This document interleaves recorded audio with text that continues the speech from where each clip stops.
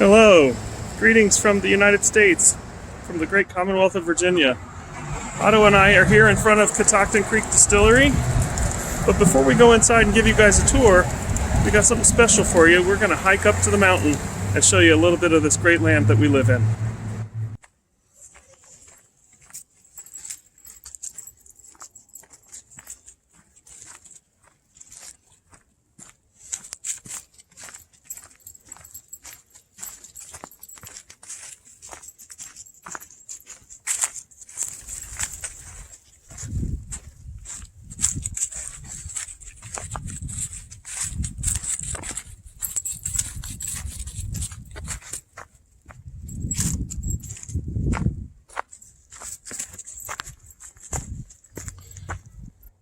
Well, here we are. For this first video, I've brought you to someplace very special. Probably the most important thing about our distillery is the place where it comes from. And I've brought you to this rocky outcropping on the Appalachian Trail called Bear's Den. This is a beautiful thing. Otto and I have walked up here together. It's winter right now, so it's quite cold, but we worked up quite a sweat getting up and down the mountain. And from here, just through these trees, you can see into the Shenandoah Valley. That's where the Shenandoah River runs north through the Appalachian mountain range, the Blue Ridge Mountains as we call them, north into the Potomac River, and from there it runs east into the Potomac runs east into the Chesapeake Bay. Virginia is blessed with a lot of interesting geography. Here we have this mountainous terrain in the mountains of the Appalachian Range, which runs all the way from Maine all the way down into Georgia. The Appalachian Trail being over 2,000 miles of trail that people hike every year here. And we're just about halfway in the middle of it all. These mountain forests are from where we get our water, and they are filled with these dark stones, granite, limestone, and quartz, which the water runs through, developing beautiful minerals and these beautiful trees. We have beech, we have pine, we have white oak, all of which make up this natural deciduous forest, old world forest in America.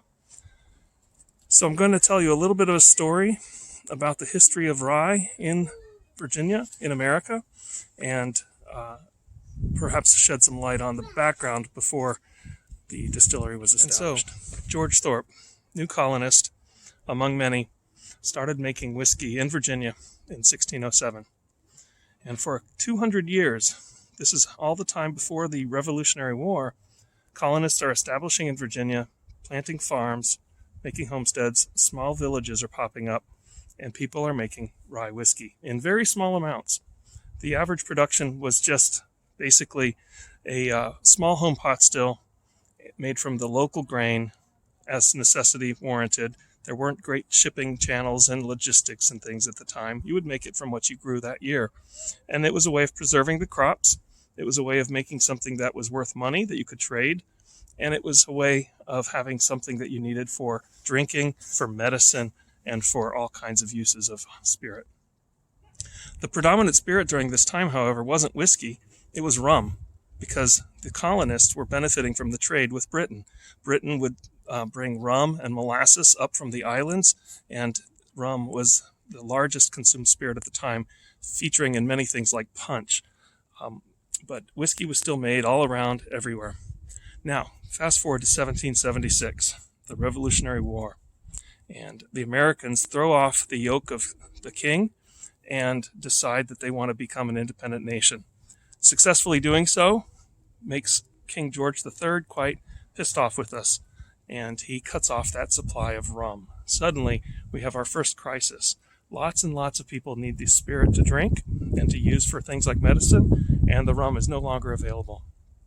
And so this somewhat background level of rye whiskey production that was happening on every farmstead, every homestead, starts to grow into a large industrial factory production.